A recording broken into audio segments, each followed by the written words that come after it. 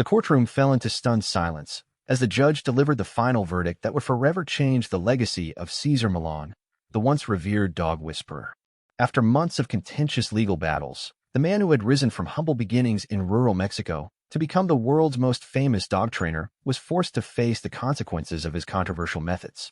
As the gavel struck with finality, Millan's shoulders slumped visibly, his trademark confident demeanor crumbling before the eyes of his supporters and critics alike.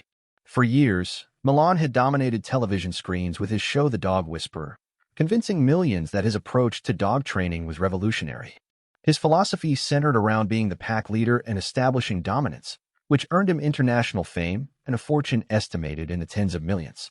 But as behavioral science evolved and the dog training world shifted toward positive reinforcement methods, Millan's techniques began to draw increasing criticism from animal behaviorists, veterinarians, and welfare organizations. The case against him had been building for years, with former clients coming forward with allegations of dogs traumatized under his care. The prosecution presented damning video evidence from his own shows, now reinterpreted through the lens of modern behavioral science. What had once been seen as miraculous transformations were reframed as dogs showing signs of fear and learned helplessness. Expert witnesses testified that his methods were not only outdated but potentially harmful, causing unnecessary stress and anxiety in the animals he claimed to help. The defendant has willfully continued practices known to cause distress to animals despite overwhelming scientific evidence against such methods, the judge stated firmly. This court finds that a clear message must be sent to the industry and the public about the standard of care we expect for animals in our society. The sentence was severe: permanent closure of his dog psychology center, substantial financial penalties, and a prohibition from professionally training animals again. Most devastating was the court-ordered public statement Millan would be required to make, acknowledging that many of his methods were now considered outdated and potentially harmful by the scientific community. His empire, built over 2 decades, was dismantled in a matter of minutes. Outside the courthouse, chaos erupted as news of the verdict spread. Devoted fans wept openly, holding photos of their dogs they claimed Millan had saved.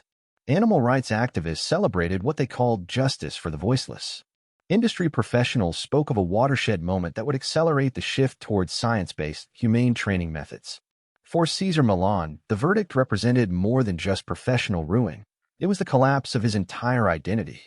Born in rural Mexico, he had crossed the border illegally with only $100 in his pocket, driven by a dream to become the world's best dog trainer. His rise from homeless immigrant to international celebrity had been the ultimate American success story. Dogs had been his salvation, his purpose, and ultimately his downfall. Behind the confident facade he presented on television, Millan had faced personal demons that few of his fans knew about had plagued him for years. His wife of 16 years had filed for divorce in 2010, devastating him financially and emotionally. That same year, his beloved pit bull, Daddy, died, sending him into a depression so severe that he attempted suicide by overdosing on pills. Though he survived and rebuilt his career, those close to him said he had never fully recovered from these personal blows. Cesar tied his entire identity to being the dog whisperer, said a former associate who requested anonymity. When science and public opinion began to turn against his methods, he couldn't adapt because it would mean acknowledging that the foundation of his life's work was flawed. His stubbornness ultimately destroyed him.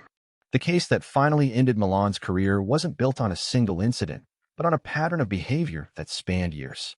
The turning point came when footage from an episode of his show, Cesar 911, showed a dog under his care attacking a pig during a training session. The video went viral, spawning a petition signed by over 10,000 people demanding his show be canceled.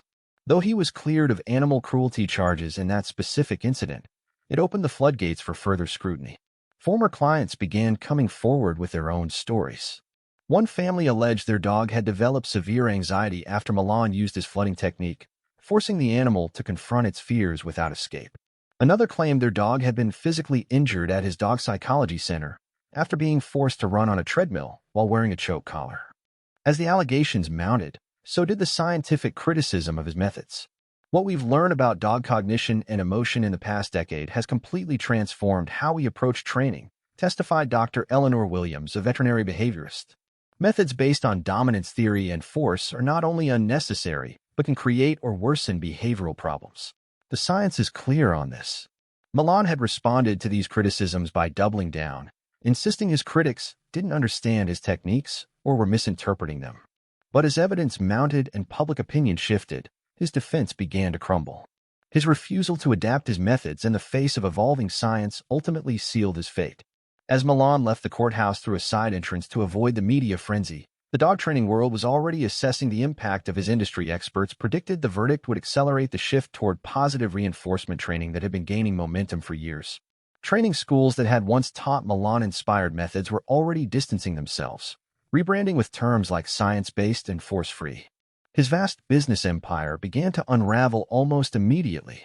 His publisher announced they would not be releasing his upcoming book. Television networks in several countries pulled reruns of his shows.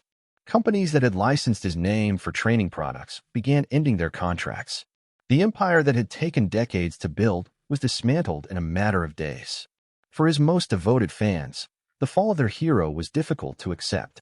Online forums filled with debates, with some refusing to believe the evidence presented in court. Others reluctantly acknowledged that they had been misled, sharing stories of how they had applied his methods without understanding the potential consequences. "I thought I was doing the right thing for my dog," wrote one former fan on social media. "I trusted Cesar completely. Now I have to face the fact that I might have caused my dog unnecessary stress because I believed in outdated methods." It's heartbreaking. The dramatic fall of Cesar Millan marks the end of an era in dog training. From a legal immigrant to global celebrity, his journey embodied the American dream until scientific progress and evolving standards exposed the flaws in his approach. As the dog training world moves forward without its most famous figure, the industry continues its shift toward evidence-based, humane methods that prioritize the emotional well-being of animals. What remains is a cautionary tale about the dangers of building an empire on techniques that cannot withstand scientific scrutiny. The man who once commanded millions with his calm, assertive energy now faces a future without the career that defined him, forced to say goodbye to the world he once dominated. The question now becomes, in a world that has moved beyond Cesar Millan's methods, what will be the lasting impact of his controversial legacy? While his approach may be relegated to history, the conversation his downfall has sparked about how we treat and train our animal companions may ultimately prove to be his most important contribution. What do you think? Was the verdict against Cesar Millan justified, or was he unfairly targeted? Has your approach to training your own dogs been influenced by his methods? Let me know in the comments, and don't forget to subscribe for more thought-provoking content about the people and controversies that shape our world. Cesar Millan's rise to fame was built on a charismatic persona and a promise of achieving remarkable transformations in troubled dogs.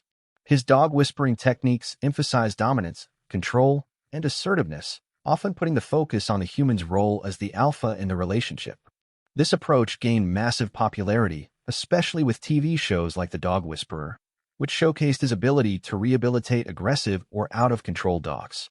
His techniques resonated with many pet owners who were eager to find quick, easy fixes to their pets' behavioral issues. However, over time, scientific research and a deeper understanding of animal behavior began to challenge the effectiveness and ethical implications of Millan's methods. Critics pointed out that his use of physical correction, such as leash jerks and muzzle grabs, could cause emotional and psychological harm to the animals. As more trainers adopted methods based on positive reinforcement, rewarding desired behavior rather than punishing undesirable actions, the cracks in Millan's empire began to show. The growing awareness of the importance of empathy, trust, and patience in dog training led to a significant shift in how we train our pets. The fallout from Millan's controversial methods sparked a larger conversation about the ethics of training and the potential dangers of following one man's vision without questioning its long-term effects on animals. Today, his legacy serves as a reminder of how quickly public opinion can change when science and ethical standards are applied to long-standing practices.